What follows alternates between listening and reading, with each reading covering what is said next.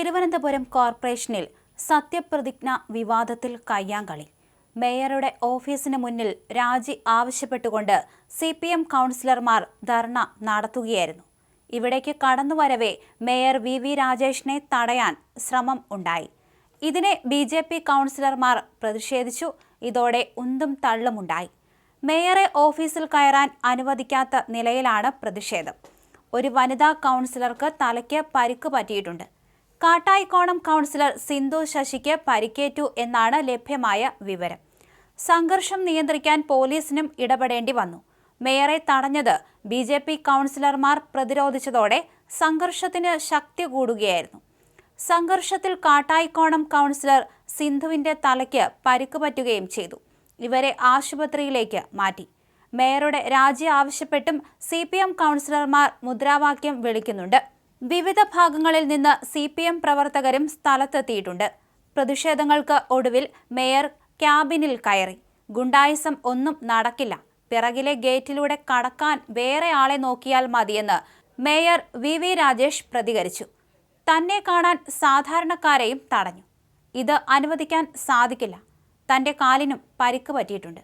മേയറെ ഓഫീസിൽ കയറ്റില്ലെന്ന് തിട്ടൂരം പുറപ്പെടുവിക്കാൻ LDFന് ആരാണ് അധികാരം നൽകിയതെന്ന് മേയർ VV രാജേഷ് ചോദിച്ചു.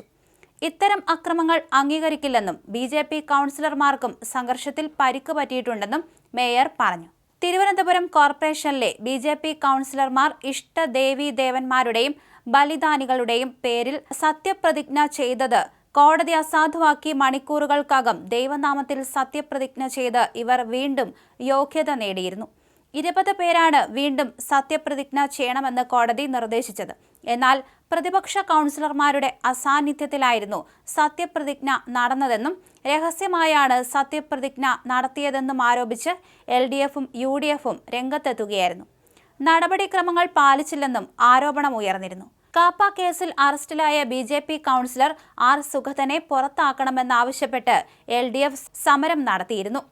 BJP കൗൺസിലർമാർ ഇന്നലെ സത്യപ്രതിജ്ഞ ചെയ്തതോടെ മേയർ ഡെപ്യൂട്ടി മേയർ തെരഞ്ഞെടുപ്പ് അസാധുവായി എന്നാണ് LDF വ്യക്തമാക്കുന്നത്.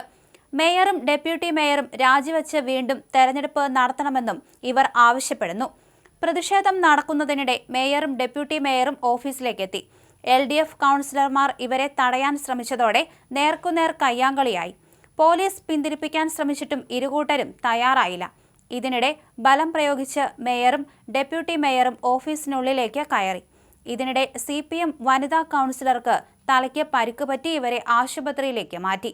LDF കൗൺസിലർമാർ മുദ്രാവാക്യം വിളികളുമായി മേയറുടെ ഓഫീസിന് പുറത്തും കോർപ്പറേഷൻ ഓഫീസിന് പുറത്തും പ്രതിഷേധിച്ചു. അതേസമയം സുഗതനെതിരെ കാപ്പ ചുമത്തിയതിന് ആഭ്യന്തര സെക്രട്ടറി ഇന്നലെ അംഗീകാരം നൽകി.